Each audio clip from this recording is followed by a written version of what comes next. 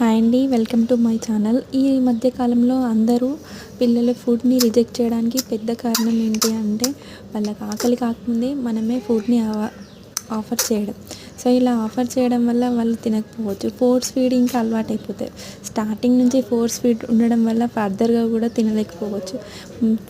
Even 5 years వచ్చినా మనమే feed చేయాల్సి వచ్చిన సిచ్యువేషన్ వస్తది. సో, ముందుగానే మనం వాళ్ళు ఏం తింటారో కనుక్కొని మళ్ళీ అదే ఫుడ్ పెట్టడం చాలా మంచిది.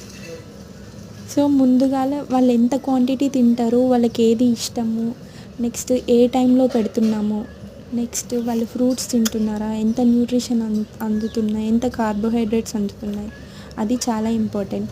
మనం ఫ్రూట్స్, బాదాము, డ్రై ఫ్రూట్స్ ఇవన్నీ పెడితే వాళ్ళకి మనం పెట్టిన క్వాంటిటీ కంటే తక్కువ తిన్నా వాళ్ళకి ఎనర్జీ వస్తుంది. Thank you for watching.